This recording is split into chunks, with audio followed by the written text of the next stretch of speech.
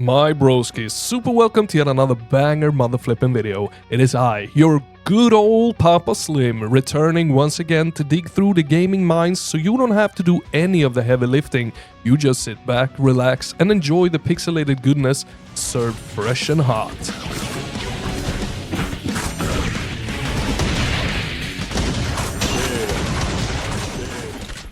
And today we're taking a look at Captain Wayne Vacation Desperation, which is a brand new hand-drawn boomer shooter running on the GOG Doom engine.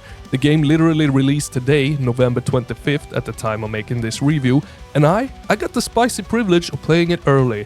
Now it'll set you back a humble 10 buckaroonies, which isn't exactly wallet shattering, but to be fair, the game also doesn't come with a mountain of content either. So let's talk about what's actually here. In Captain Wayne, you play, shocker, Captain Wayne himself. The story, it is, let's call it creatively unhinged. Our boy Wayne loses his arm in a bizarre whale accident. And then, of course, decides that the best replacement is a shotgun grafted straight into his body.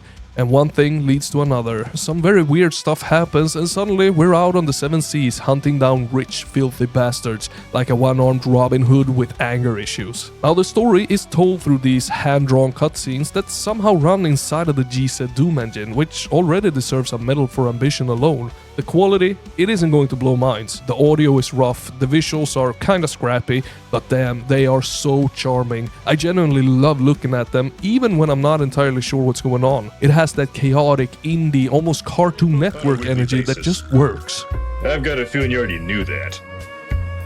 You've got quite the reputation, Captain Wayne. It's exactly why I've called you here tonight. We have a common enemy.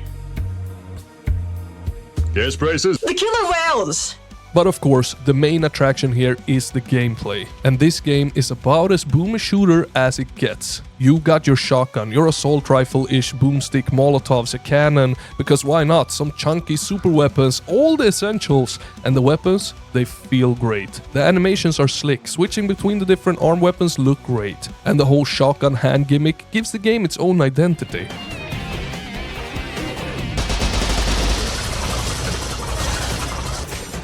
Now, enemy variety is on the smaller side, but what's here is well executed. They're responsive, aggressive, and don't fall into that usual GOG Doom jank where everything just feels like it's sliding around on a buttered floor, or corners are non-existent and enemies just simply walk into them. These guys, they act like proper enemies in a fast-paced boomer shooter, and popping them is genuinely satisfying. Now, if there is one part of the game that surprised me the most, it is actually the movement. The movement is clean, it's fluid, and stupidly fun. You got a kick that, when used in the air, launches you forward like some kind of budget superhero. And if you chain that kick properly, you can build up ridiculous speed. I mean like this, I think I just broke the sound barrier and my legs are filing a complaint levels of fast. Combine that with the old school level design and suddenly, you're practically flying through these maps like a deranged missile with a shotgun attached. The levels themselves, they are a joy. They're handcrafted, filled with secrets, lined with fun encounters, and bounce between tight corridors and bigger arenas in a very classic style. You can really tell that the developers, they know how to use the GOG Doom engine, and the result? It is honestly quite impressive, but most of all, really freaking fun. But here, my broskis, is where things get a little bit tricky. The game, it is quite short, like 2.5 to 3 hours short, and look, I'll always take a short, tight, polished campaign over a bloated 5-hour slog full of fillers, or let's say 12 hours.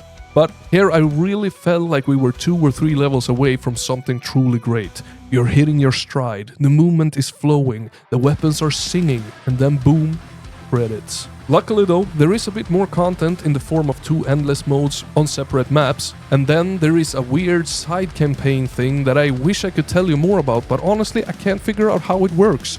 You enter the level, it tells you to find a key that spawns enemies. You find the key, the enemies spawn, you blast them, and the game just kinda shrugs at you like, yeah buddy, you're on your own now. No prompts, no direction, no guidance, and either I am missing something or the game forgets to tell me what to do next. It's really hard to say, but there are no more enemies spawning and no more areas unlocking in the level.